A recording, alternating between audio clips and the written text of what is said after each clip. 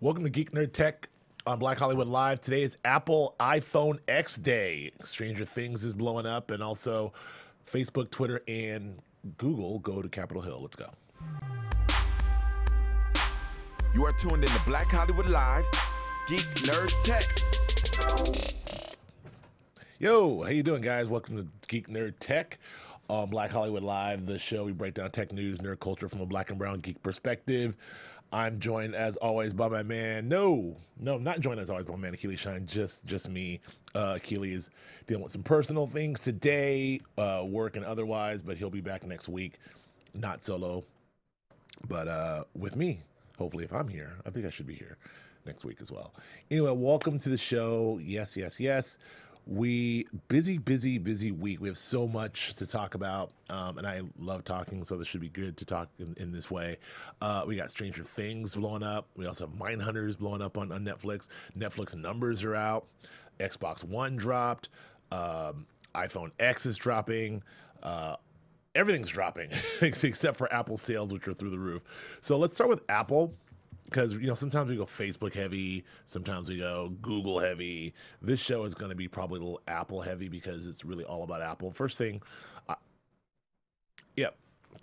And the first thing I do want to say, as always, for the last few weeks, we've been talking about our friends at Vizio, and the show is actually brought to you by our friends at Vizio with their wonderful televisions and all their beautiful flat screens. They also have added a sound bar to their repertoire, so you can have crystal clear audio sound that brings movies to life and your television shows to life, and it's this room-filling sound.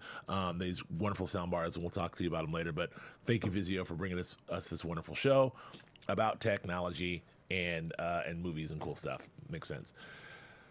iPhone is here. iPhone's here. The iPhone X. People are going nuts. It seems to be pretty divided, in my opinion. Like, there's this whole course of people who are like really have this backlash of like $1,000. Screw you, Apple, and your $1,000. It's like, I don't know. I'll just get my Android. Who needs it? I'll just keep my own, my own 6S, whatever it is. And I thought that this would be some sort of huge backlash, but not according to the sales. The sales for this thing are already sort of through the roof. In fact, Apple's on pace to have a record holiday quarter, and it's in Wall Street. People are eating it up, and it's wonderful. They're up 8% or 9% rather.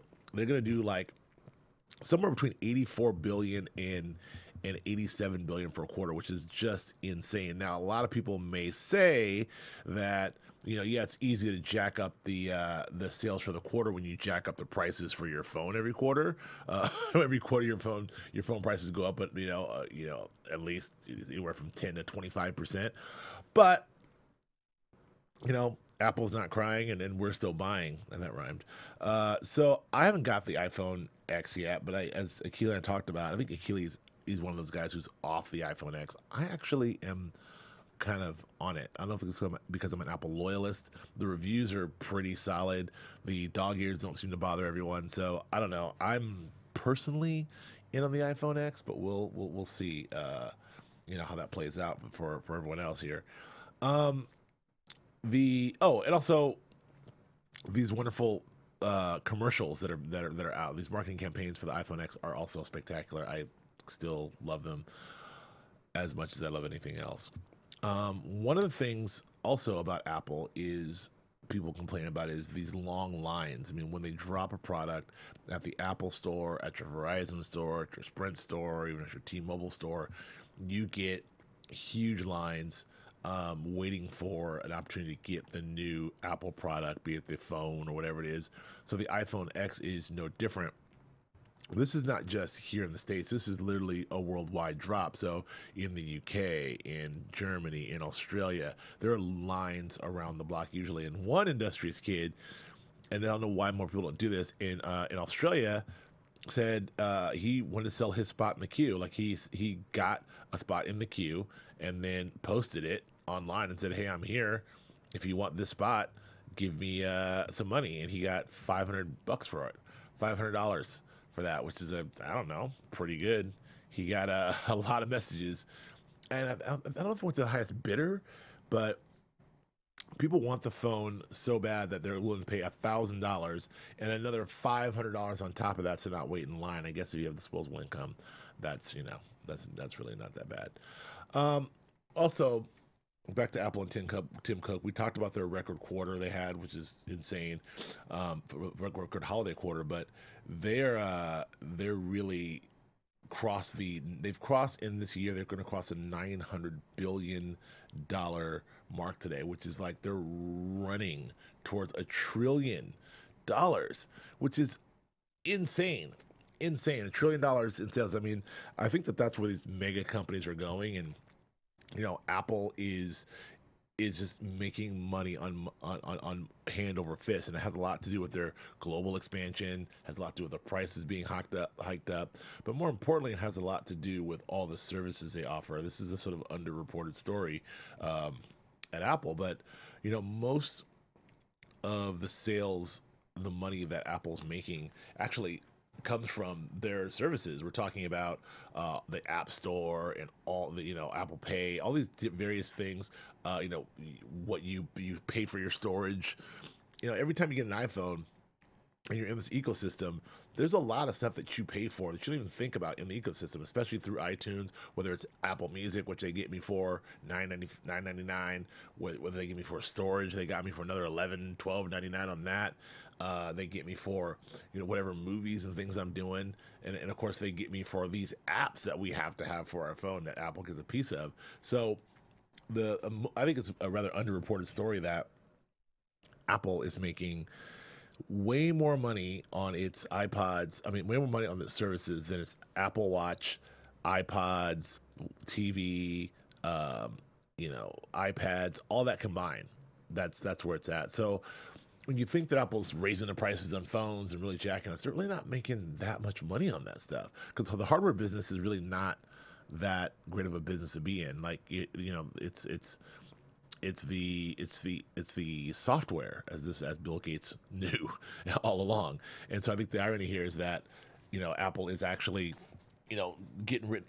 taking sort of a cue from Bill Gates and really laying heavily into the software sort of portion of it and making a ton of money on it. Not to say they're not still making money on hardware, but that's what they're doing. When I have my Apple TV, I plug it in and I watch all my movies and all my TV shows. I want to have like a movie wonderful theater experience, and a way to do that is with our friends at Vizio. Vizio is already known for their televisions, as we know. They have these wonderful dynamic TVs, but now they have these sound bars. These sound bars are actually powered by DTS technology.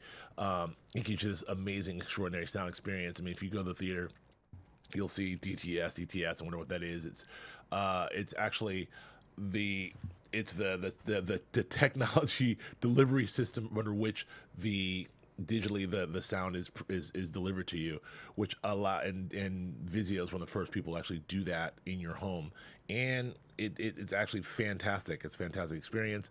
Vizio is not just known for TVs; they're actually known for sound as well. So check that out from our friends at Vizio. That happens. I want to shift gears a little bit, get out of the consumer world and go into a little bit of the political world. We have a couple things. We had Facebook and those guys, Facebook, Google, and Twitter actually go on Capitol Hill and testify, which I'll get to that in a second. But what's been known from Facebook especially is not only are we finding out that sort of the extent to which Russia did hack. I mean, we're involved in the campaign and how many ads they did buy. There were 3,000. There's thousands and thousands of ads bought. But what we're knowing now is the sophistication of these, and they weren't just targeted at. They weren't just anti-Hillary, and they were actually both. And it was really I think that the misnomer here with this is that although the Russians it said that they did want to try to elect Trump and not Hillary, because they hate Hillary as most foreign bodies and folks. But this is actually an attempt to sow discord within Americans. So they just wanted to get everyone fighting and talking. So they did as equally as much sort of these visceral ads towards anti-Hillary ads and then anti-Trump. And then not just that, they did these sort of like, racial dog whistle ads about, these fear targeted ads that they did. They also did this sort of like the liberals are going to take away your guns. They did like, the conservatives are going to do this to you.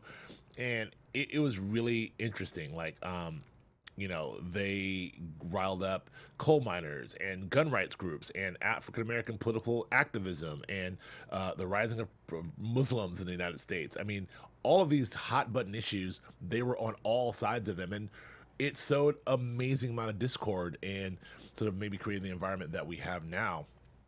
And it's really interesting to see the sophistication of what the Russians were doing. And it's not just about like we're hacking the election. It's we're going to try to just ruin the fabric of our democracy. So I don't know. It's something to think about as we go into 2018, when we are all on the web and sharing and looking at these stories on Twitter and Facebook and YouTube. We have to sort of realize, really take a step back and look at sources and look at the sort of the where they're coming from and also the tenor and tone of these and not just get riled up. Anyway, that's my public service announcement. So years ago, in 2000, we had an instance where all the news media, all the major networks, had the election wrong. There was such a race to be first, in calling a winner that in 2000 for 2000 election, most of the networks called Florida for Al Gore, making him the president-elect. And then one outlet had it, then another outlet had it, and another outlet had it, and then they were saying Al Gore's our president, and that was that. Well, it was wrong. It was wrong, and this is sort of what we talk about in media. The race to be first is not, it should not exceed the race to be right. So. All of those, when that happened, they had to call that back and then recall it, say Florida's still up in the air, and then recall it again for President-elect George W. Bush, who went on to be our president, and we all know that story. But what's significant about that is all of those heads of the networks, the highest level of heads of networks, went to Capitol Hill. They were called to Capitol Hill voluntarily, and they all stood up and sort of said, we got this wrong. This was bad. We're going to vow to make sure that we are right. And that supersedes being first. And it was kind of a big moment in media history. Well, I bring that up because we have a very similar situation happening now where, because of the Russian interference, we have the heads of Twitter and Facebook and Google going to Capitol to do the same thing, except there's a slight difference. And this is, I don't know if this is Silicon Valley culture. We're not seeing, Zuckerberg and the CEO of Twitter and Google up there. We have lawyers. We have all three of those guys sort of sit there lawyers, which is really interesting. And one guy's the head of security and lawyer, but I don't know how I feel about that. I feel like they're there to face the music, but it's really, putting a face on PR-wise to have Zuckerberg and the rest of these guys up there is probably not something that would be the PR move. But what's going to come out of this is, look, Keelan and I debate this all the time. This isn't about, these guys are no longer just, Facebook isn't we're just a service where people share information. They're a media company. They're acting like a media company. They're so much so they're developing original content to put out to the world. They're not a news organization, but they are a media company. And so they have to sort of be treated that way. Twitter is now a media company as well. They're doing deals with Amazon, with the NFL, and they're having shows, and they're doing all kinds of different things. And it's the same in Google. I mean, Google's a bit of everything, but with proliferation of YouTube television and YouTube in general and YouTube Red, Google is actually in Google Play and Google Assist and all this other stuff. Google is also a media company. So these guys got to start taking responsibility and start adhering to some of these rules when it comes to politics and equal time and all that good stuff. So just, just throwing that out there that Capitol is really putting it to these guys, and as they should. And so we'll see how this all plays out, but it's something that should be looked into. I just wish that somehow, they would have the head CEOs of the companies as the CEOs of the media companies did 16 years ago when they had this issue. But, I guess it's a different time. Speaking of a different time, we're at a time right now you can have excellent sound in your house from our friends at Vizio, and Vizio is here. They're sponsoring our show, Geek Nerd Tech, and they're a fantastic company. I love them. They have a new soundbar. It's a 36-inch 2.1 soundbar system. It's actually CNET's editor's choice, and actually the first soundbar to receive 5 stars. The first soundbar ever to receive 5 stars sounds like I can't believe that that's true, and it is, because you have all these other soundbars in the market that were first and long time others, and I won't even mention who they are, but there's others who people know and have been using forever, and then Vizio comes and drops the mic, and it's like, pow, here we are, and they get 5 stars. So congratulations Vizio, and it's great because it's a wonderful soundbar with the DTS technology, and you should check it out. Christmas is coming. Holidays are coming, I should say, and Christmas. So speaking of Twitter, as I was talking about earlier, Donald Trump, man, our man D Trump, like who's the Twitter meister. It was all going down. He's been making policy on Twitter and doing a lot of Twitter tweeting here and there. Well, there wasn't a dark 11 minutes where it looked like he didn't have an account. Like everyone was like, if you Googled or you went to check Donald Trump's account, it was like it's no longer there. And apparently it was a rogue employee who's like, I've had it. F this. I'm shutting Trump down. Now, I know this employee is obviously disgruntled and gone and fired, I'm assuming, but I wonder what else happens to this guy. I wonder if, Donald Trump's not known for his leniency. I wonder if there's I wonder what can happen to this guy legally. No one's really talking about that. Is it just like he's fired and shunned and that's who he is? God, you don't mess with the president's Twitter account. It seems like, I wonder what kind of laws there are with that. We talk all the time, the technology curve is always far ahead than much further than the legal code. So shutting down the president's means to communicate to people via Twitter may not be a law on that, but I feel like, I don't know, there's something back there. We'll soon find out. But yeah, Trump was off Twitter, which I think was probably a good thing, but he's off for 11 minutes, and that was that. Netflix, man, Netflix is still doing a damn thing. They're on a huge, race to get. They want at least 50% of their programming to be original programming, so they're spending billions and millions of dollars to make that happen over the next few years, and it seems to be working because they dropped 2 wonderful shows, Mindhunters and Stranger Things 2, which I love, and their views are pretty solid. There's some dissenters to Stranger Things 2. I don't know why. I'm talking to you, Andy Greenwald of The Ringer, but like, I don't know, man. There's to me, and for my money, it's fantastic. I think it's great. I love it. But what's happening? Oh, before I get into Stranger Things itself. The usually very secretive Netflix has not really been forthcoming about who watches, how many people watch. They're slowly but surely starting to cherry pick and deliver some things out, but they did.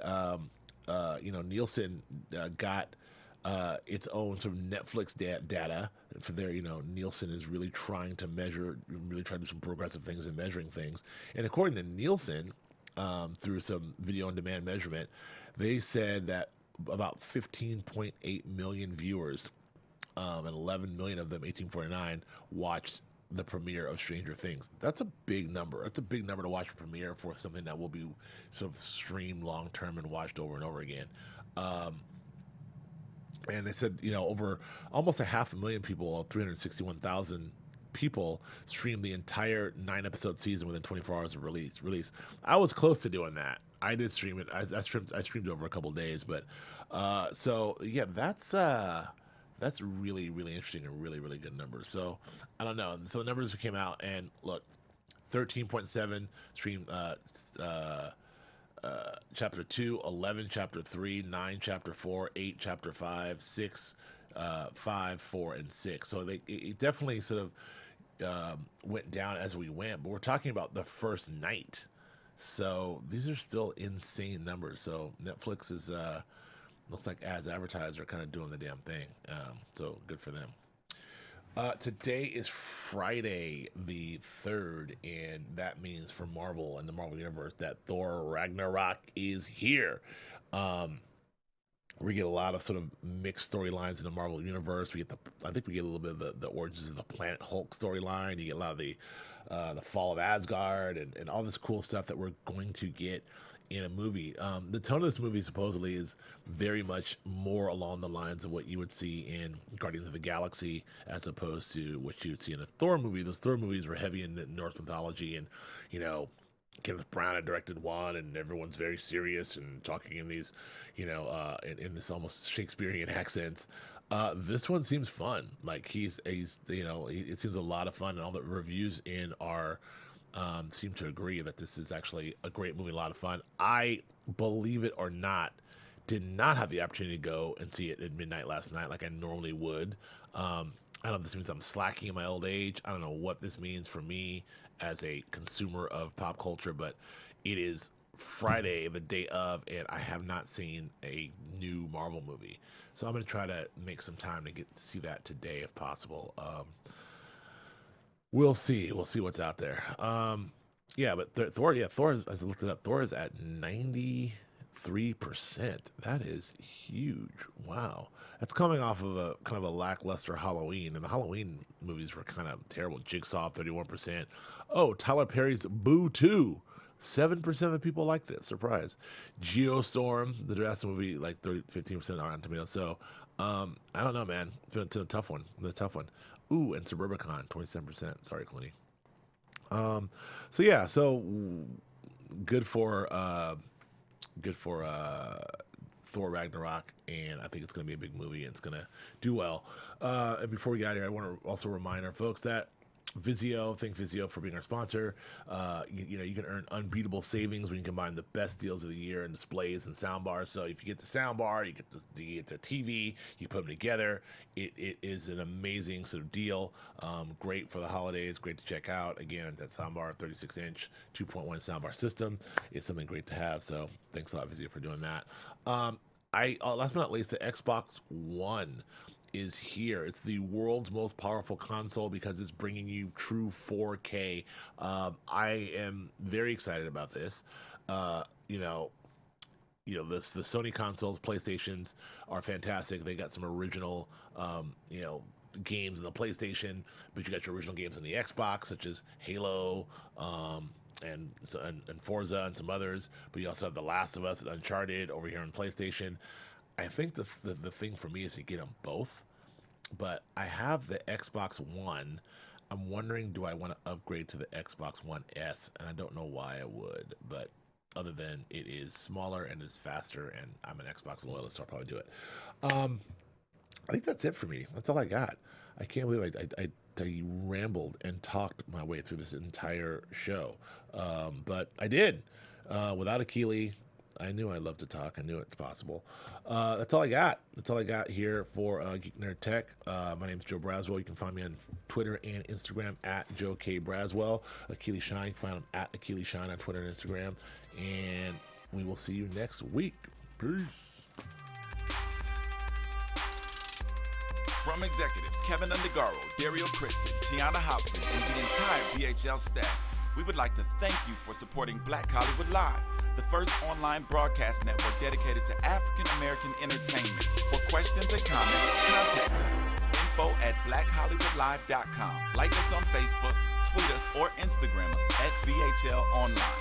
And I am the official voice of Black Hollywood Live, Scipio, Instagram me at KingXOBay. Thanks for tuning in.